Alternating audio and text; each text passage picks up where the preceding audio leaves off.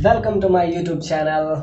आज के इस नए वीडियो में हम सीखेंगे, पिछला वीडियो में जैसा कि हम इलेक्ट्रिक पोटेंशियल के बारे में चर्चा किए थे, इलेक्ट्रिक फील्ड भी हम देखे थे। अब हम थोड़ा टॉर्क की बात करते हैं। इलेक्ट्रिक डाइपोल के सारे, ये इलेक्ट्रिक डाइपोल इक्वेटोरियल पे क्या होता है, एक्सियल पे क्या होता है, एक्चुअली अब हम उसका देखेंगे कि इलेक्ट्रिक डाइपोल पे टॉर्क कितना लगता है, टॉर्क का वैल्यू क्या होता है। उसके बाद हम देखेंगे वर्क डन, उससे मतलब टॉर्क निकलेगा तो फिर हम उसका वर्क डन निकालेंगे। वर्क डन के बाद हम फिर उसके बाद हम उसका एनर्जी देखेंगे, वो भी पोटेंशियल एनर्जी देखेंगे। तो देखते हैं torque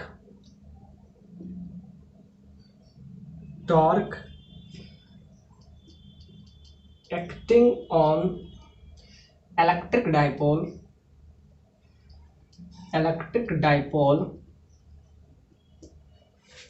torque acting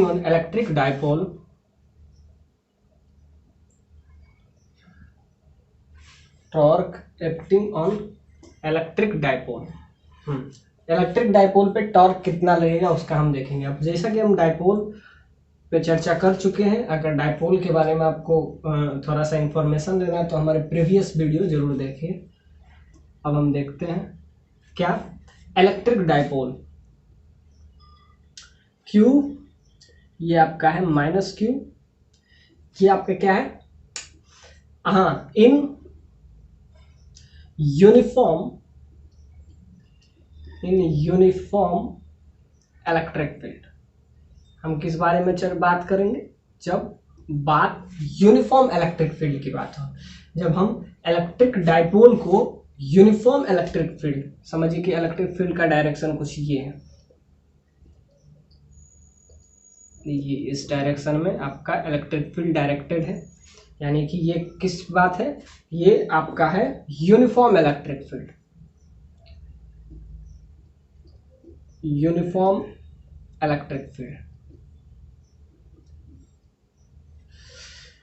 torque acting on electric dipole in uniform electric field. अब हम देखते हैं एक्चुअली में इलेक्ट्रिक डाइपोल होता क्या है। इलेक्ट्रिक डाइपोल Q चार्ज लिए, फिर माइनस Q चार्ज लिए, यहां से हम L डिस्टेंस इधर और L डिस्टेंस इधर। अब हम क्या देखेंगे, इलेक्ट्रिक डाइपोल पे कितना टॉर्क लगता है। अब जैसा कि हम बताए थे कि अगर इसी डाइपोल को थीटा एंगल से डिस्प्लेस किए, क्या करेंगे, ये अभी इस डायरेक्शन में इसको थीटा से हम डिस्प्लेस करेंगे। अब आपका डाइपोल कुछ ऐसा बनेगा। इधर ये आपका देखिए, ये माइनस Q चार्ज है, ये आपका इधर Q चार्ज है, ये थीटा से क्या किए, डिस्प्लेस कर दिए। ये थीटा होगा तो ये भी थीटा होगा। ध्यान से देखिए, ये Q चार्ज है और ये माइनस Q चार्ज है। इलेक्ट्रिक फील्ड इधर डायरेक्टेड है, तो ध्यान से देखिए Q चार्ज पे फोर्स कितना लगेगा, हम बता चुके हैं, QE फोर्स लगता है। और अगर इस पे लगेगा QE फोर्स लगेगा इलेक्ट्रिक फील्ड, और अगर पॉजिटिव चार्ज हो तो जिस तरफ इलेक्ट्रिक फील्ड हो उधर ही लगेगा, और नेगेटिव चार्ज पे अपोजिट डायरेक्शन, मतलब इस चार्ज पे ये फोर्स इधर डायरेक्टेड होगा। फोर्स कितना लगेगा, Q चार्ज है, इलेक्ट्रिक फील्ड का वैल्यू E है, यूनिफॉर्म इलेक्ट्रिक फील्ड है तो QE फोर्स इधर लग रहा है, एग्जैक्टली माइनस QE फोर्स इसके अपोजिट डायरेक्शन में लगेगा। समझिए कि अब आपका प्रॉब्लम है कि इस पे इधर फोर्स लगा, इस पे इधर, तो ये क्या होगा, इस टाइप से रोटेट करेगा, ये एंटी क्लॉकवाइज टाइप, ये इधर आना सोचेगा, ये इधर जाएगा। तो ध्यान से देखिए, ये इधर जाएगा, ये इधर, ऐसे ऐसे, तो ये क्या, एंटी क्लॉकवाइज ये क्या करेगा, रोटेट करेगा। तो अब इस पे फोर्स, इस पे भी एग्जैक्टली QE ही फोर्स लग रहा है, सेम मैग्नीट्यूड का फोर्स लग रहा है, लेकिन इस पे अपोजिट लग रहा है, मतलब इसको अगर आगे खींच रहा है तो उसको पीछे खींच रहा है। तो ध्यान से देखिए, इसको मतलब आप रोटेशन में पढ़े होंगे तो इसको बोलते हैं कपलिंग फोर्स। कपलिंग फोर्स का मतलब है कि इक्वल फोर्स और अपोजिट डायरेक्शन हो, तो इसी का नाम हम देते हैं coupling force.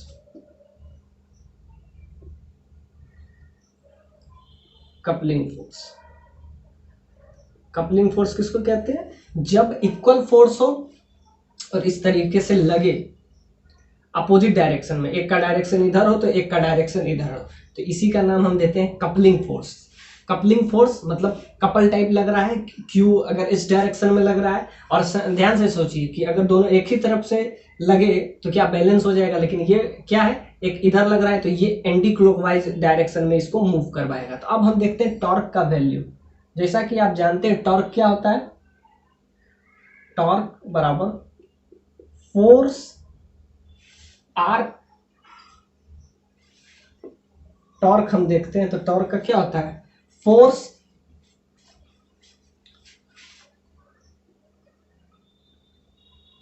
Are cross F.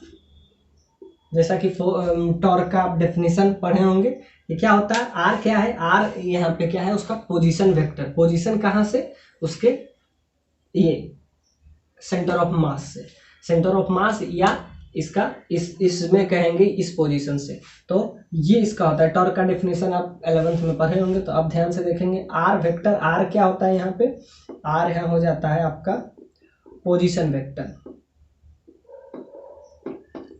Position vector. F उस पे एक्टिंग फोर्स, एफ यहाँ पे है force, force acting on charge. तो फोर्स, आप ध्यान से देखिए पोजीशन वेक्टर यहाँ क्या होता है, यहाँ से इसका डिस्टेंस, तो ध्यान से देखिए ये आपका ये डिस्टेंस चाहिए, ये वाला डिस्टेंस। तो यहाँ पे आपको क्या पता है, एल पता है, थीटा पता है, तो क्या होता है परपेंडिकुलर डिस्टेंस, आपको ये डिस्टेंस चाहिए कि फोर्स लग रहा है इस पॉइंट पे, तो इस पॉइंट से यहां से परपेंडिकुलर डिस्टेंस। तो ध्यान से देखिए इसमें क्या आपको पता है, एक थीटा पता है, ये एल पता है, आपको क्या निकालना है, ये परपेंडिकुलर डिस्टेंस। तो इसमें हम क्या यूज करेंगे, कॉस थीटा, यहाँ पे हम क्या साइन थीटा यूज करेंगे। तो इसमें अगर हम साइन थीटा आपसे पूछें, साइन थीटा का वैल्यू, तो ये परपेंडिकुलर जिसको हमको निकालना है, तो उसको सपोज डेट एक्स मान लेते हैं, एक्स, और ये आपका L है, तो x का वैल्यू यहां से क्या आ जाएगा, L साइन थीटा। तो ये आपका क्या आ गया, R वेक्टर का क्या आ गया। अब फोर्स, और अगर ये थीटा होगा, ध्यान से देखिए ये अगर थीटा होगा,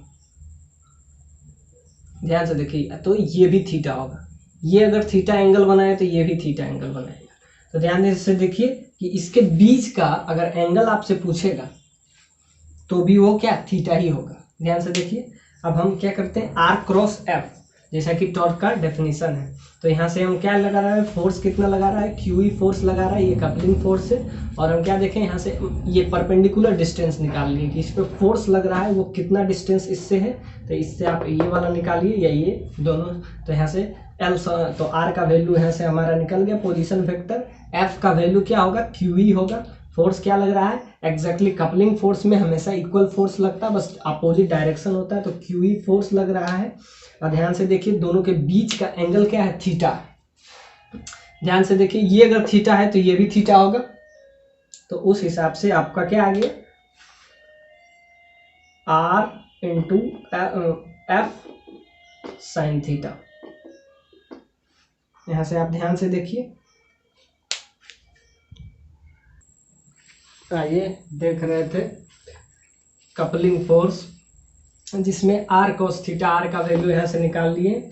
आर क्या है, यहाँ position vector which is directed along this. तो आपका पोजीशन वेक्टर ये इधर बना, पोजीशन वेक्टर यहाँ क्या है, यहाँ पे ऑरिजिन से इस तरफ की, इस तरफ ये आपका पोजीशन एल कोस थीटा, यहाँ पे क्या है एल साइन थीटा। तो आर के जगह पे यहाँ क्या काम कर रहा है, आर के जगह पे यहाँ काम कर रहा है एल। आर यहाँ किसका काम कर रहा है, एल। एल साइन थीटा का वैल्यू आपका क्या निकला, एल साइन थीटा आपका निकल गया एक्स, वो आपका परपेंडिकुलर डिस्टेंस। तो जैसा कि टॉर्क टॉर्क के बारे में पहले भी पढ़े होंगे कि टॉर्क क्या होता है, फोर्स और उस पॉइंट से उस का परपेंडिकुलर डिस्टेंस। तो ये देखिए एल था, तो ये आपका क्या आ जाता है, एल साइन थीटा, तो ये आपका परपेंडिकुलर डिस्टेंस, तो ये एल साइन थीटा, ये आपका हो गया टॉर्क। आर के जगह एफ क्रॉस आर होता है, दोनों के बीच का ध्यान से देखिएगा, तो याद रखिएगा फोर्स इनटू परपेंडिकुलर डिस्टेंस, यही आपका क्या हो जाता है, टॉर्क हो जाता है। तो फोर्स लग रहा है इस पॉइंट पे और यहां से डालेंगे परपेंडिकुलर डिस्टेंस, क्या आ जाता है, ये एल साइन थीटा। टॉर्क जब भी निकालना हो तो ये देखिए कि फोर्स कितना लग रहा है और उस पॉइंट से परपेंडिकुलर डिस्टेंस, तो ये आपका आ जाता है एल साइन थीटा। तो यहाँ से आ जाता है फोर्स, और फोर्स का वैल्यू यहाँ से क्या आ रहा था, क्यूई फोर्स आ रहा था, तो फोर्स आ गया आपका क्यूई। तो ध्यान से देखिए QE force into perpendicular distance, यहाँ से परपेंडिकुलर आ जाता है एल साइन थीटा। एग्जैक्टली इस पे जितना फोर्स लगेगा ये भी इधर जाएगा, दोनों एक ही डायरेक्शन। ध्यान से देखिए इस पे जो टॉर्क लग रहा है इस डायरेक्शन में, इस पे भी, यानी दोनों क्या है, सेम डायरेक्शन में टॉर्क लग रहा है। तो सेम डायरेक्शन में जब टॉर्क लगता है तो क्या हो जाता है, ऐड हो जाता है। तो इसमें भी फोर्स तो वही लग रहा है, बस क्या है, डायरेक्शन अपोजिट है, force into L sine theta. तो यहाँ क्यू कॉमन अगर ले लेते हैं तो क्या आ रहा था, 12 साइन थीटा। तो ये आपका आ गया क्या, टॉर्क का वैल्यू। क्या है टॉर्क का वैल्यू, क्यू ई। आप ध्यान से हम बताए थे कि पी को क्या, पी वेयर पी क्या है, इलेक्ट्रिक डायपोल को लिखते हैं 2ql। क्यू 2q चार्ज जब एल 12 डिस्टेंस पे रहे तो उसको हम क्या पी नाम देते थे। यहाँ से हम ई को ई रखने देते हैं और इंटू q इंटू 12 को हम नाम दे देंगे p, और ये है साइन थीटा। तो यहाँ से क्या आ जाता है, p e साइन थीटा। तो ये आपका आ गया टॉर्क का वैल्यू। टॉर्क का वैल्यू क्या आ गया, P E sign theta. Torque का आपका वैल्यू आ गया, यहाँ से क्या आ गया, ध्यान से देखिए, एक इस पे टॉर्क लगा, टॉर्क में क्या निकालना होता है, टॉर्क में दो चीज, एक तो फोर्स और उसके बीच का परपेंडिकुलर डिस्टेंस। फोर्स इस पे कितना लग रहा है, क्यू ही लग रहा है। ध्यान से देखिए, आप दोनों सेम सेंस में लगेगा, ध्यान से देखिएगा, टॉर्क लगे सेम सेंस मतलब कि है ये इसको क्लॉकवाइज, ये अगर इसको एंटी क्लॉकवाइज मूव करवाना चाह रहा है तो ये भी एंटी क्लॉक मूव करवाना, तो इसीलिए बीच में प्लस दिए हैं। जब सेम सेंस हो, यहाँ लिख देते हैं सेम सेंस मतलब कि अगर एक एंटी क्लॉकवाइज घुमाना चाहे और एक क्लॉकवाइज घुमाना चाहता है तो अपोजिट सेंस हो जाता है। जब अपोजिट सेंस हो जाएगा तो यहाँ क्या माइनस आ जाएगा। मतलब जब सेम सेंस रहे, सोचिए कि ये इधर घुमा रहा है, ये इधर, मतलब दोनों एक ही डायरेक्शन की तरफ इसको घुमाना चाह रहा है, यानी कि सेम सेंस में फोर्स लग रहा है, तो क्या हो जाता है, ऐड हो जाता है। तो यहाँ से क्यू ई, फोर्स तो वही है ना, बस मैग्नीट्यूड अलग अलग है इसका, बस ये। तो यहाँ से आपका क्या आ गया, टॉर्क का वैल्यू आपका क्या आ गया, P E sine theta. P यहाँ क्या है, पी क्या है, इलेक्ट्रिक डायपोल। इलेक्ट्रिक डायपोल को हम यहाँ से शिफ्ट करें, क्यू इंटू 12 को हम पी रिप्लेस कर देते हैं, वैसे हम पहले भी बता चुके हैं। तो क्यू इंटू 12 को हम डायरेक्ट पी से डिनोट कर दिए, बाकी पी ई साइन थीटा। अब इसको हम ये भी तो लिख सकते हैं, पी क्रॉस ई। ध्यान से देखिए, इसको हम ये भी तो लिख सकते हैं, पी ई साइन थीटा बोलिए दोनों के बीच में, या पी क्रॉस ई जब कीजिएगा तो ये आ जाएगा। तो ये आपका आ गया क्या, टॉर्क मतलब ये कपलिंग फोर्स जो है, टॉर्क कितना लगाता है, पीई साइन थीटा। अब ध्यान से देखिए, ये आपका अब आ गया रिजल्ट। अब इसको आप हमेशा याद रखेंगे। अब आपको जब भी आ जाए कि इलेक्ट्रिक डायपोल पे कितना टॉर्क लगता है, तो पीई साइन थीटा या पी क्रॉस ई, वेयर ई क्या है, ई यहाँ इलेक्ट्रिक फील्ड है, ई है यहाँ पे आपका इलेक्ट्रिक फील्ड। अब P क्या है, इलेक्ट्रिक डायपोल।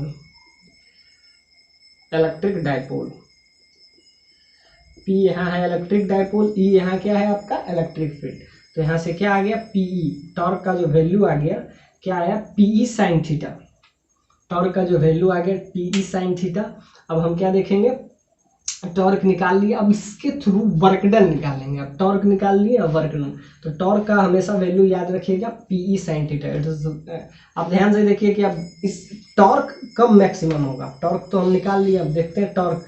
थीटा अलग अलग चेंज कीजिएगा तो यहाँ से टॉर्क भी अलग अलग आएगा। टॉर्क का आप क्या आएगा, पीई साइन थीटा।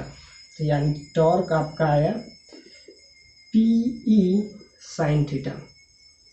इसी को आप लिख सकते हैं P cross E, P cross E P sine theta. ध्यान से देखिए, अब थीटा का मैक्सिमम वैल्यू, अब ध्यान से देखिएगा कि अब थीटा जब 0 होगा, यानी कि थीटा इक्वल टू 0, तो क्या हो जाएगा, टॉर्क क्या हो जाएगा, टॉर्क 0 हो जाएगा। यानी कि ये ध्यान दीजिए कि ये जब भी एंगल 0 बनाए, पाई बनाए, 2 पाई बनाए, यानी कि पाई का किसी भी और साइन जब भी 0 हो जाएगा तो ध्यान दीजिएगा टॉर्क 0 हो जाएगा। यानी कि इस पे कभी कोई फोर्स लगेगा ही नहीं। ध्यान से देखिएगा, कब, जब थीटा 0 हो तो टॉर्क 0, और थीटा जब π/2 होगा, यानी कि ये पूरा का पूरा ये इस डायरेक्शन में जब π/2 एंगल बनाएगा तो टॉर्क क्या हो जाएगा, मैक्सिमम वैल्यू पे हो जाएगा, जो कि पीई के बराबर हो जाएगा। तो मिनिमम कब होगा 0 पे, मैक्सिमम कब होगा जब 90 डिग्री का एंगल, मतलब ये साइन पे पूरा पूरा डिपेंडेंट है। यानी कि टॉर्क का जो वैल्यू है साइन पे, साइन जब 0 हो जाएगा तो टॉर्क 0 हो जाएगा। जब π/2 हो गया तो ये मैक्सिमम वैल्यू होगा। और उसके बाद आप जब सेकेंड क्वाड्रेंट में जाइएगा तो फिर इसका मैक्सिमम वैल्यू से फिर लास्ट में घटते घटते पॉजिटिव रहेगा। और ये पॉजिटिव रहेगा कब, 0 से पाई। उसके बाद क्या हो जाएगा, ये धीरे धीरे फिर नेगेटिव। यानी कि अगर आप ध्यान से देखिएगा कि यहाँ टॉर्क अगर आपको चाहिए मैक्सिमम तो थीटा का वैल्यू क्या रखना पड़ेगा, π/2, और अब मिनिमम तो 0। तो ये आपका है कि मैक्सिमम, मिनिमम। और अब हम देखते हैं कि ये जो टॉर्क है ये कितना वर्क डन प्रोड्यूस कर सकता है। उसके बाद हम अलग इसके पोटेंशियल देखेंगे। अभी हम टॉर्क देखें तो ये टॉर्क का जो रिजल्ट आया, ये रिजल्ट आप याद रखें। अब ध्यान से देखिएगा, थीटा के अलग अलग वैल्यू के लिए टॉर्क अलग अलग वैल्यू अपना देगा। तो ध्यान से देखिए क्या किए, ये दोनों सेम सेंस में लगा रहा था इसलिए हम ऐड करके लाए। अपोजिट सेंस में रहता है तो यही टॉर्क आपको, टॉर्क का याद रखिएगा फोर्स और परपेंडिकुलर डिस्टेंस। फोर्स लग रहा था, अब ध्यान से देखिए इसका परपेंडिकुलर डिस्टेंस, परपेंडिकुलर डिस्टेंस आप ध्यान से देखिए तो परपेंडिकुलर डिस्टेंस क्या आया था, L साइन थीटा। और ये इधर घुमा रहा है, ये भी उधर घुमा रहा है सेम सेंस में, तो दोनों को ऐड करके हम लाए थे result PE sine theta.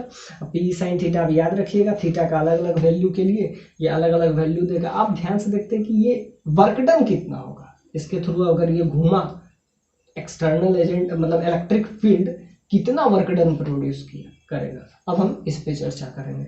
I hope ये क्लियर हुआ होगा। आइए देखते हैं वर्क डन। अब हम टॉर्क निकाल चुके हैं, ये फॉर्मूला बहुत इंपॉर्टेंट है, ये फॉर्मूला आप याद रखेंगे। अब हम इसके द्वारा हम क्या निकालेंगे, वर्क डन। अब वर्क डन इलेक्ट्रिक फील्ड तो कुछ ना कुछ कर रहा होगा ना, क्योंकि टॉर्क है, फोर्स लग रहा है तो टॉर्क प्रोड्यूस हुआ, टॉर्क प्रोड्यूस हुआ तो वर्क डन भी होगा। तो हम अब वर्क डन निकालेंगे कि इलेक्ट्रिक डाइपोल, इलेक्ट्रिक फील्ड कितना वर्क डन करता है, क्योंकि जिस फील्ड में होता है फील्ड के द्वारा कुछ ना कुछ तो वर्क डन होगा। तो ध्यान से देखते हैं, वर्क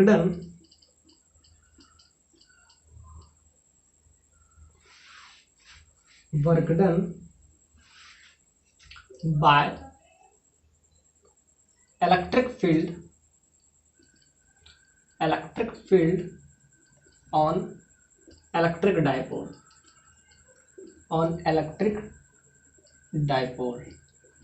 इलेक्ट्रिक डाइपोल पे कितना वर्क डन होता है। ध्यान से देखिए, अब हम वर्क डन निकालेंगे। ये इलेक्ट्रिक डाइपोल है, क्यू चार्ज है, ये आपका माइनस क्यू चार्ज होगा, ये एल डिस्टेंस।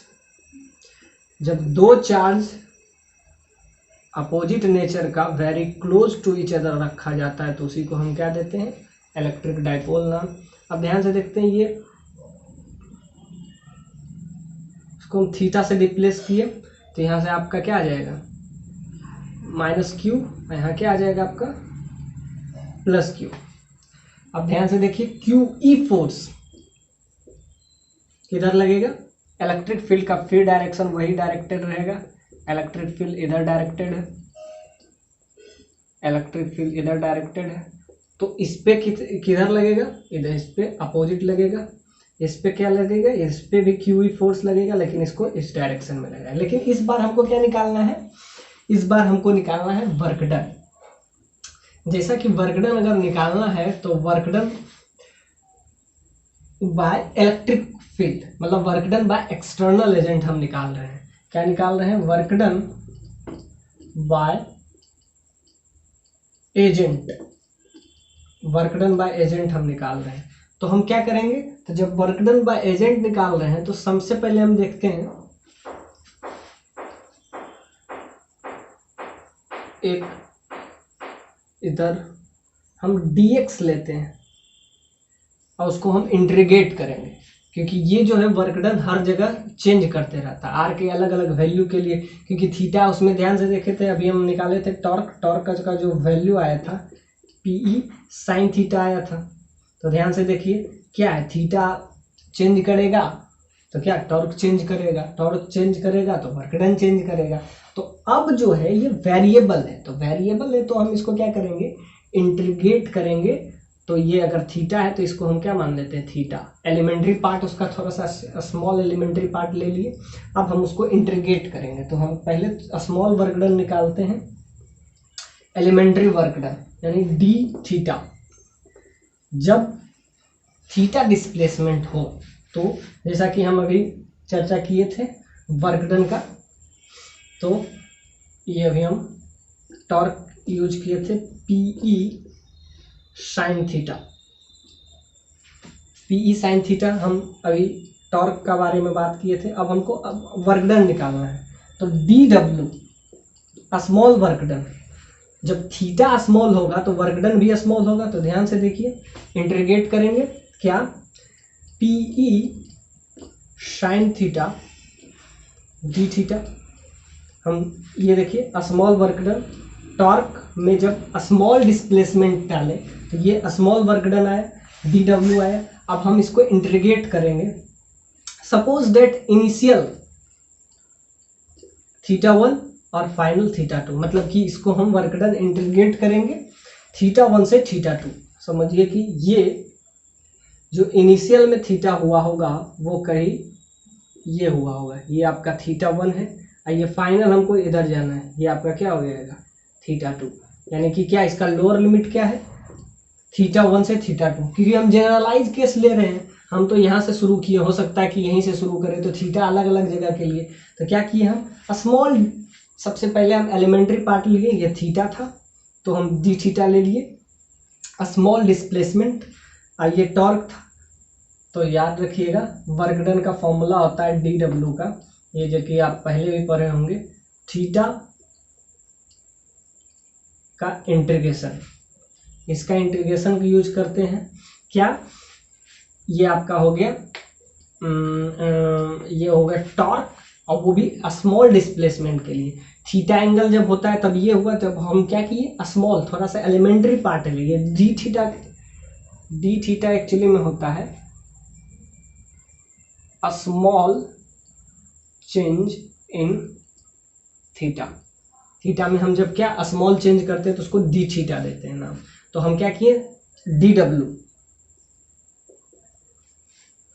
मतलब elementary part of work done,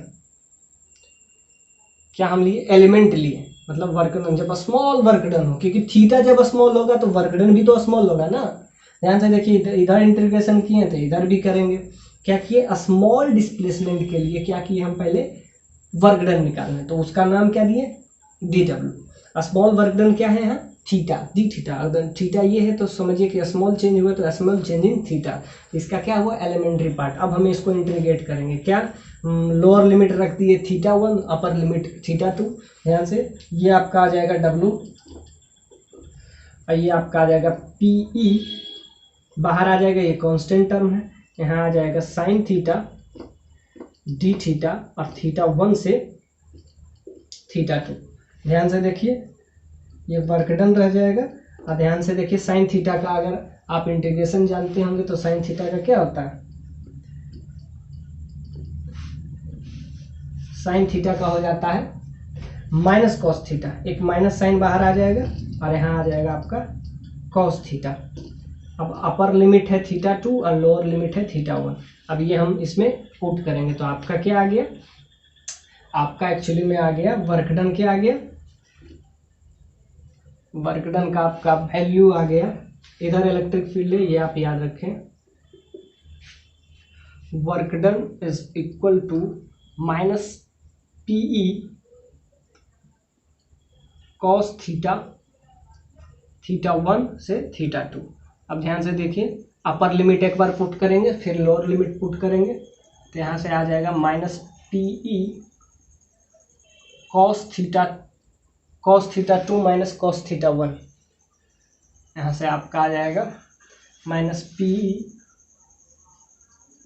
cos theta 2 minus cos theta 1। ये आपका आ गया क्या, रिजल्टेंट वर्क डन। मतलब कि इलेक्ट्रिक फील्ड यानी कि work done by external agent, ये आपका क्या आ गया P sine theta 2 minus upper limit क्या था, तो अपर लिमिट एक बार लोअर लिमिट। साइन का क्या होगा, इंटीग्रेशन आप यूज करेंगे तो माइनस कॉस होता है, तो यहाँ से आपका क्या आ गया minus P cos theta 2 minus cos theta 1। मतलब थीटा 2 का मतलब ये है कि इसका अपर लिमिट पहले पुट करेंगे फिर लोअर लिमिट। तो ये आपको याद रखना है कि work done by electric field, जब वो इलेक्ट्रिक डाइपोल किसी इलेक्ट्रिक फील्ड में हो तो एक्सटर्नल एजेंट, यानी एक्सटर्नल एजेंट क्या हो जाएगा इलेक्ट्रिक फील्ड। इलेक्ट्रिक फील्ड कितना वर्क डन करेगा, तो वर्क डन करेगा तो आप ये याद रखिएगा work done by external agent PE cos theta 2 minus cos theta 1। तो ये आपका, अब इस चीज को याद हमेशा रखेंगे कि अभी हम इसको डेराइव करके लाए हैं। इस पॉइंट के जितना हम डेरिवेशन ला रहे हैं सारे को आप याद रखिएगा। हो सकता है ये बोर्ड में 3 नंबर का ये क्वेश्चन पूछ भी देगा। Work done minus PE cos theta 2 minus cos theta 1, ये आप याद रखेंगे। क्या है वर्क डन का वैल्यू है, ये वेरी वेरी इंपॉर्टेंट अब हो जाएगा। आप कहीं भी आपको वर्क डन निकालना हो तो ये थीटा 2 का मतलब है कि फाइनल थीटा 2, ये इनिशियल अगर थीटा 1 से शुरू हुआ तो थीटा 2 तक जाए तो उसके बाद एक्सटर्नल फील्ड यानी electric field work done by agent, इसको नाम हम देते हैं, या एक्सटर्नल फील्ड बोलिए, external agent cos theta 2 minus cos theta 1। ये आपका आ गया वर्क डन। तो ये जो है ये आपके लिए वेरी वेरी इंपॉर्टेंट है। तो इस चीज़ को आप याद रखेंगे कि work done by electric field on this dipole, कितना डाइपोल इस पे लगाएगा। अब कॉस थीटा का कुछ भी वैल्यू रहे, अलग अलग वैल्यू के लिए अलग अलग वर्क डन आएगा। अब हम देखते हैं इलेक्ट्रिक पोटेंशियल।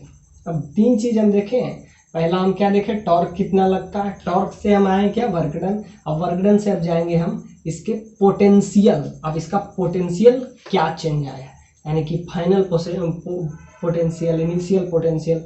उसके बाद हम इस पे बेस्ड एक छोटा सा प्रॉब्लम देखेंगे। आई होप ये लेक्चर के बाद एक लेक्चर आके और इलेक्ट्रोस्टैट खत्म हो जाएगा, उसके बाद हम देखेंगे capacitor.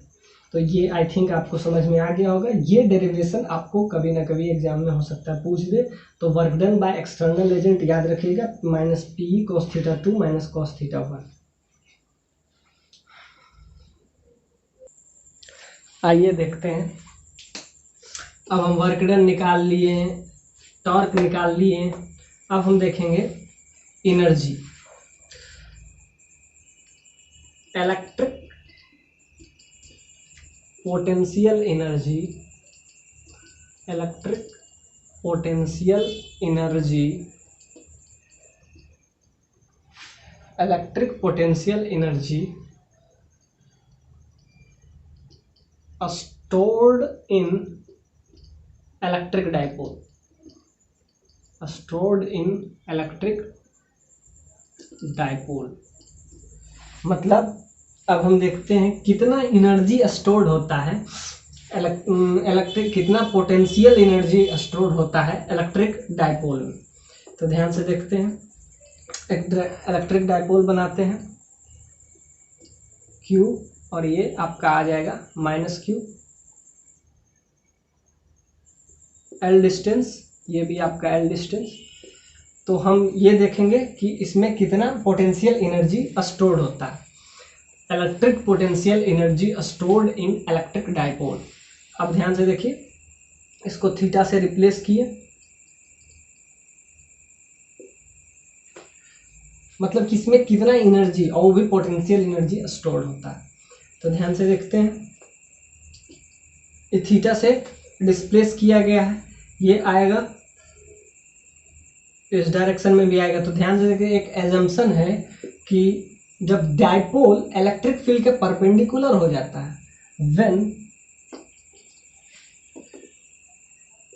when a dipole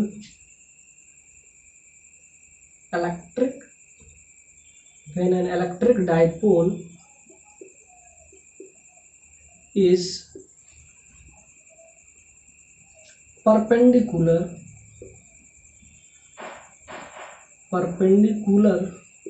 to when an electric dipole is perpendicular to electric field, then potential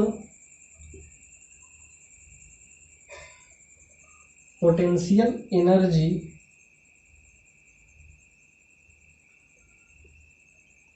taken as 0। मतलब क्या है, जब डाइपोल इलेक्ट्रिक फील्ड के परपेंडिकुलर हो। ध्यान से देखिए, डाइपोल का डायरेक्शन क्या होता है, हमेशा ध्यान से बताए हैं, नेगेटिव से पॉजिटिव इधर डायरेक्टेड होता है हमेशा। Dipole is directed along the negative to positive, यानी इधर डायरेक्टेड होगा नेगेटिव टू पॉजिटिव। और जब डाइपोल और इलेक्ट्रिक फील्ड के बीच का एंगल, इलेक्ट्रिक फील्ड इधर है डायरेक्टेड, इधर इलेक्ट्रिक फील्ड है, और इसके जब परपेंडिकुलर रहे, ये कुछ इस तरीके के जब आ जाए, तो समझ लीजिएगा इलेक्ट्रिक फील्ड के जब परपेंडिकुलर रहे, तब हम एक एजम्पशन लेते हैं कि पोटेंशियल एनर्जी को 0 लेते हैं। कब? जब dipole is perpendicular to electric field, electric field के जब परपेंडिकुलर रहे, यानी इस तरह वर्टिकल शेप में रहे, वर्टिकल रहे, तो यहाँ 90 डिग्री बनाएगा। जब 90 डिग्री बनाएगा तो वहाँ पे हम क्या, पोटेंशियल को क्या लेते हैं, 0 एज्यूम कर लेते हैं। ये एजम्पशन है। तो ध्यान से देखिए, जैसा कि अभी हम बात किए थे, work done by external agent, हम लाए थे -PE cos theta 2 minus cos theta 1, ये आपका आया था -PE cos theta 2 minus cos theta 1। और जब ध्यान से देखिए, ये आपका हो जाएगा cos थीटा 1, और ये आपका जो होगा, ये फाइनल पोजीशन पे है, तो ये cos थीटा आपका 2 हो जाएगा। तो cos थीटा 2 क्या है यहाँ पे, 90 डिग्री। तो यानी कि हम फाइनल पोजीशन उसका क्या ले रहे हैं, जब इलेक्ट्रिक डाइपोल यानी डाइपोल इलेक्ट्रिक फील्ड के परपेंडिकुलर होगा, तो उस केस में हम क्या लेते हैं, पोटेंशियल एनर्जी 0 लेते हैं। तो ध्यान से देखिए, ये अभी हम डेराइव करके लाए थे, PE cos theta 2 minus cos theta 1। तो ध्यान से देखिए, cos थीटा 2 जो कि किसके बराबर है, cos थीटा 2 जो कि 90 डिग्री के बराबर है, और cos थीटा 1 को हम थीटा ही एज्यूम कर लेते हैं।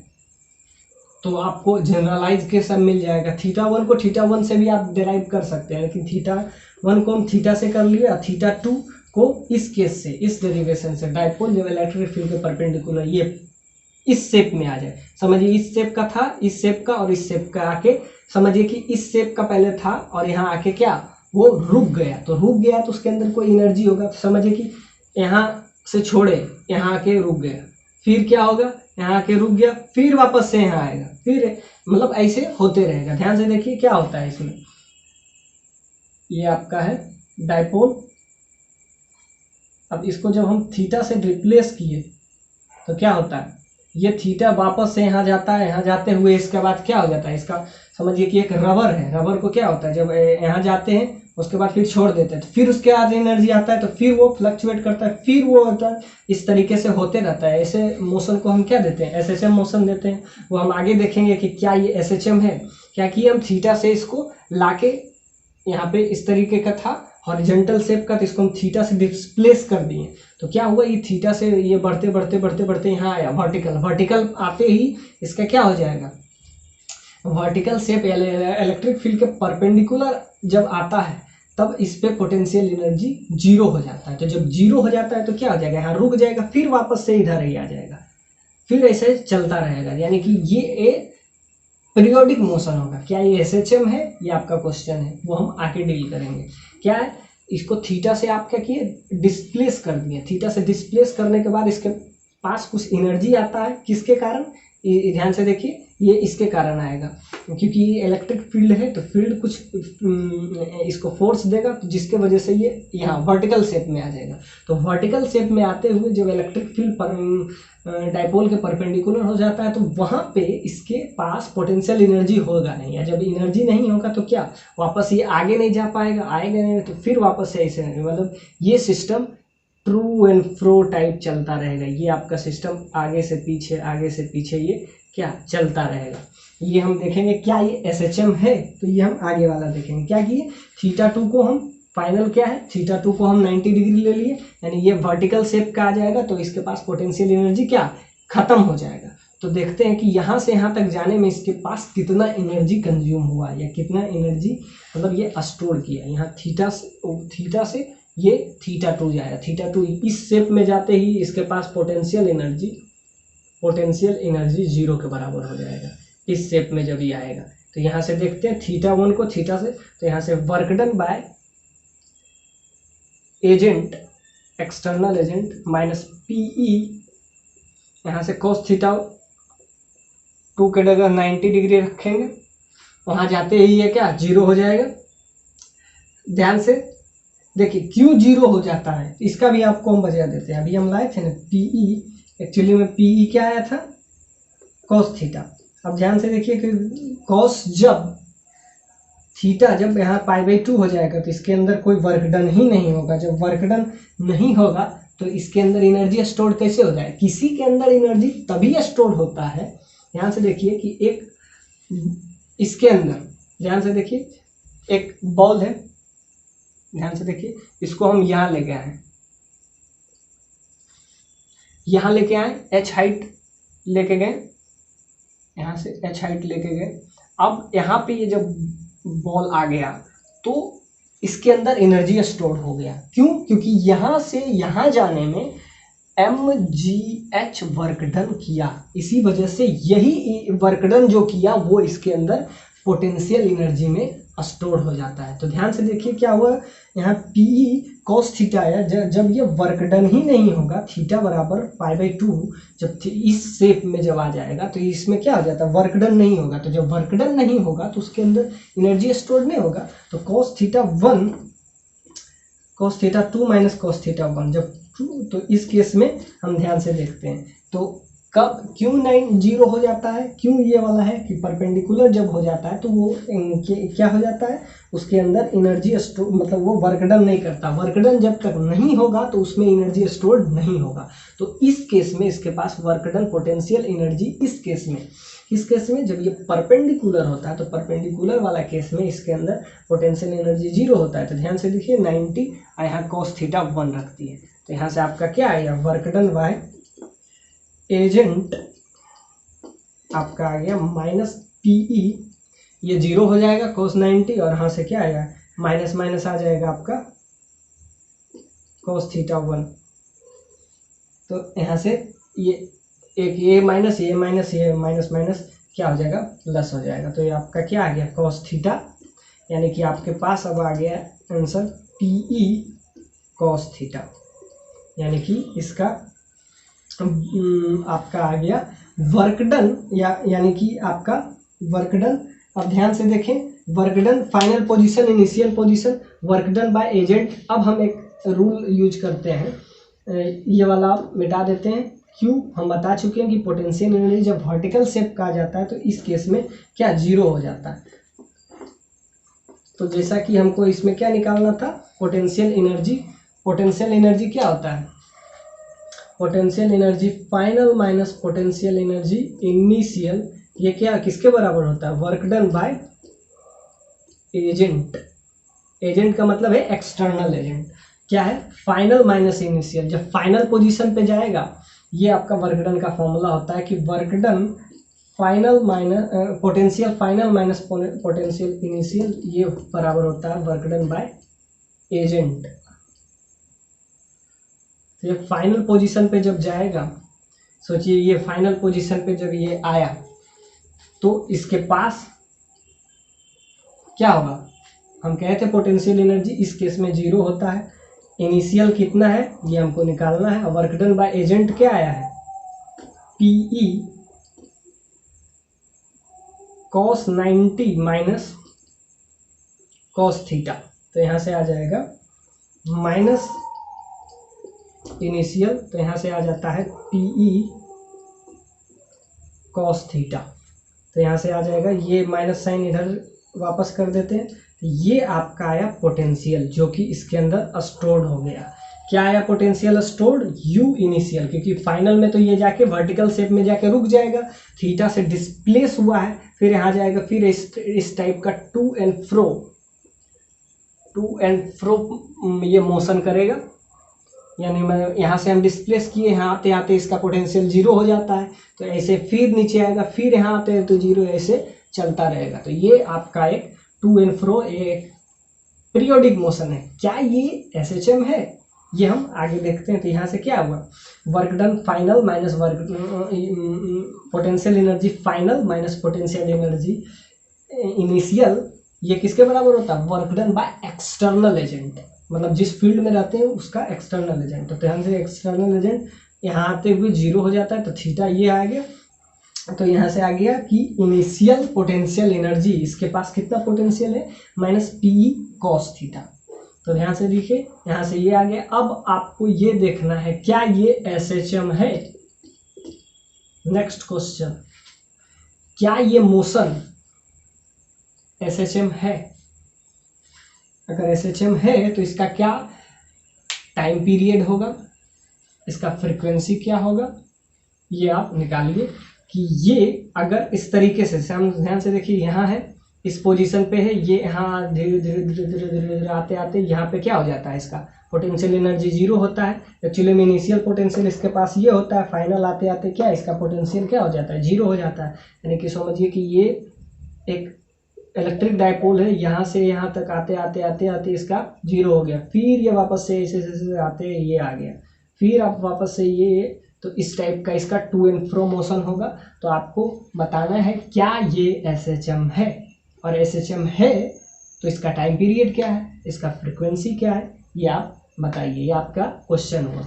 ये हम बताएं क्या, work done by agent cos theta 1 minus cos theta 2 इस पोजीशन पे आते हुए इसका क्या हो जाता है, वर्क डन मतलब पोटेंशियल एनर्जी जीरो हो जाता है। आप ये, अब आपका क्वेश्चन है, इज इट एसएचएम, क्या इसका जो मोशन है एसएचएम है। यहाँ से ध्यान से देखिए, यहाँ से आते आते यहाँ पहुँच जाएगा, फिर वापस से इस टाइप का ही मोशन करेगा।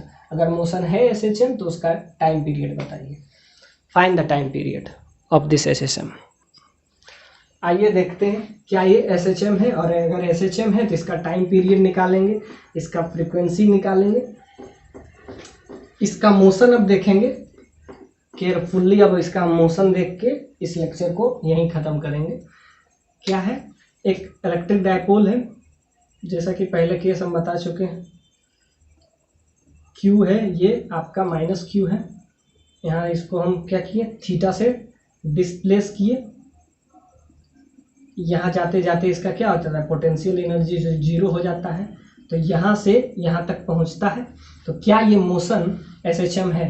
तो ध्यान से देखें, टॉर्क बराबर अभी हम बताए थे माइनस पीई साइन थीटा।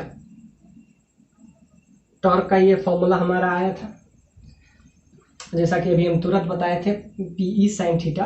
और वर्क डन का भी हम फॉर्मूला बताए थे, minus PE cos theta 2 minus cos theta 1। तो ध्यान से देखिए, ये इस टाइप से मोशन करेगा। और एक्चुअली में theta sine theta is very small. जब साइन थीटा बहुत ही स्मॉल होता है तो इसको साइन थीटा को इक्वल हम थीटा एज्यूम कर लेते हैं। जब साइन थीटा बहुत ही कम हो, मतलब उसका वैल्यू बहुत ही कम हो, तो साइन थीटा को हम थीटा एज्यूम कर लेते हैं। तो यहां से क्या है, टॉर्क बराबर माइनस पीई थीटा। अब ध्यान से देखिए, टॉर्क यहां से आपका आ गया माइनस पीई इंटू थीटा। अब जैसा कि हम एसएचएम का डेफिनेशन पढ़े थे, force some constant, negative sign some constant into X. X क्या होता है यहाँ, डिस्प्लेसमेंट। यहाँ पे ध्यान से देखिए, एक्स क्या होता है यहाँ, डिस्प्लेसमेंट। और नेगेटिव साइन देखिए, ध्यान से देखिए, नेगेटिव साइन भी है। और सम कांस्टेंट, कांस्टेंट का टर्म यहाँ आ जाएगा, ये एक यूनिफॉर्म इलेक्ट्रिक फील्ड है। इलेक्ट्रिक फील्ड यूनिफॉर्म, पी का वैल्यू यूनिफॉर्म, तो ये क्या हो जाएगा, ये सम कांस्टेंट हो जाएगा।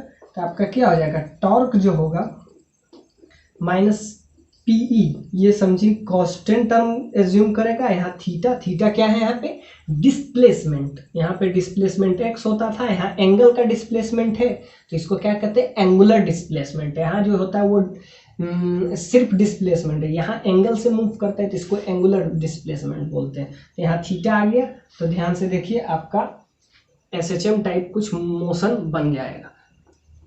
एसएचएम का क्या होता है, एसएचएम में होता है फोर्स माइनस के एक्स होना चाहिए, समथिंग कांस्टेंट, और इसके अपोजिट होना चाहिए। यानी मोशन जो होगा वो फोर्स के अपोजिट नेचर का। ध्यान से देखिए, जिस तरफ डिस्प्लेसमेंट होगा उसके अपोजिट फोर्स लगता है।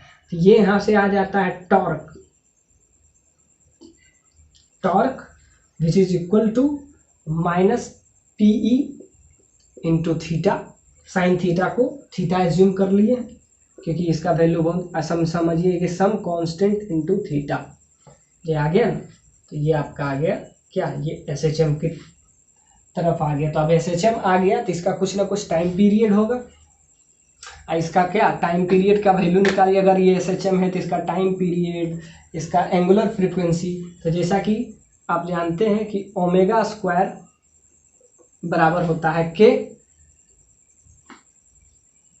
ध्यान से देखिए, ओमेगा स्क्वायर बराबर यहाँ से क्या आ जाता है, के।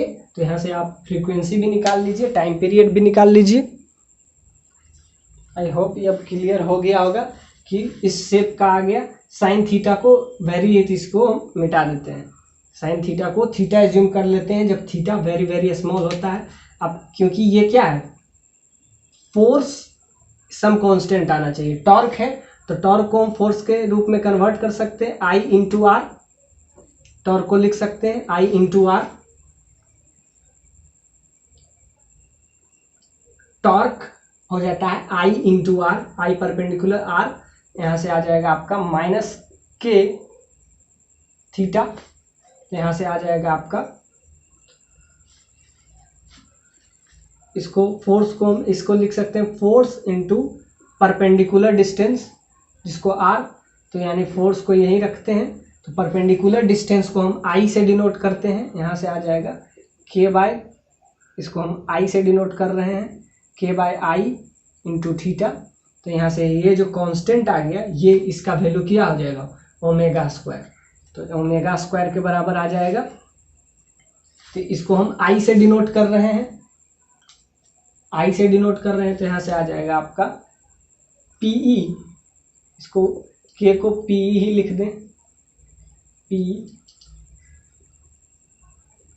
यहाँ भी आपका के लिए कांस्टेंट है, कांस्टेंट को अगर पीई लिख दें तो यहाँ से आ जाएगा पीई बाय आई, तो यहाँ से ओमेगा का वैल्यू क्या आ जाएगा, root over P E by I. तो यहाँ से आ जाएगा आपका time period 2 pi by omega. 2 pi omega का वैल्यू आप यहाँ पे जस्ट पुट कर दीजिए, पी ई बाय आई। तो यहाँ से आ जाएगा 2 पाई आई बाय पी। तो इसका टाइम पीरियड का वैल्यू क्या आ गया, इसका टाइम पीरियड का वैल्यू आपका आ गया, टाइम पीरियड आ गया 2 पाई इंटू आई बाय पीई। पी यहाँ है, आई क्या है यहाँ पे, ध्यान से देखिए, टॉर्क होगा तो टॉर्क में वो एक जिस एक्सिस के अबाउट होता है वो आपका आई आ गया, पी पता है। तो ये आपका टाइम पीरियड का वैल्यू आ गया।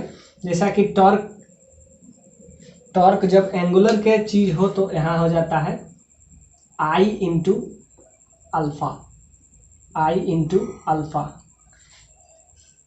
यहाँ जैसे फोर्स का काम करता था, जैसे फोर्स बराबर यहाँ हो जाता है एम ए, तो यहाँ क्या हो जाता है, टॉर्क बराबर हो जाता है आई एम के जगह पे और ए अल्फा की जगह पे। जैसा कि फोर्स के लिए हम पढ़ते हैं ना, या बराबर एम ए, तो जब एंगुलर हो तो टॉर्क बराबर हम पढ़ते हैं आई इंटू अल्फा। तो यहाँ से आई इंटू अल्फा हो गया, तो यहाँ से बाकी पी बाय, तो ये आपका आ गया टाइम पीरियड। तो आपको ये एक एसएचएम है, SHM with time period 2 pi I by P. तो ये आपका आ गया कि ये जो मोशन था टू और फ्रो, ये क्या एसएचएम था, एसएचएम था। तो यहाँ से इस टाइप का फोर्स में जब होता है, जब ये एंगुलर में हो तो आई अल्फा हो जाता है। जब ध्यान से देखिए, दो डिस्प्लेसमेंट होता है, एक एंगुलर डिस्प्लेसमेंट, एक लीनियर डिस्प्लेसमेंट। तो लीनियर डिस्प्लेसमेंट में एफ इंटू आर होता है। जब ये एंगुलर डिस्प्लेसमेंट होते हैं, जब लीनियर हो तो एफ बराबर एम ए हो जाता है, जब एंगुलर हो तो आई बराबर अल्फा। तो आई बराबर अल्फा, तो यहाँ से क्या आ जाता है, अल्फा का वैल्यू आ गया, अल्फा का वैल्यू क्या आ जाता है, यहाँ से पी बाय आई आ गया। तो ये क्या हो जाएगा, ये आपका ओमेगा स्क्वायर के बराबर हो जाएगा, ओमेगा आ गया तो 2 पाई बाय ओमेगा से इसका टाइम पीरियड आ गया। तो आई होप ये क्लियर होगा कि ये मोशन क्या था, एसएचएम था, और उसका टाइम पीरियड भी निकाल दिए। Is it clear? Thank you watching this video, take care, bye bye.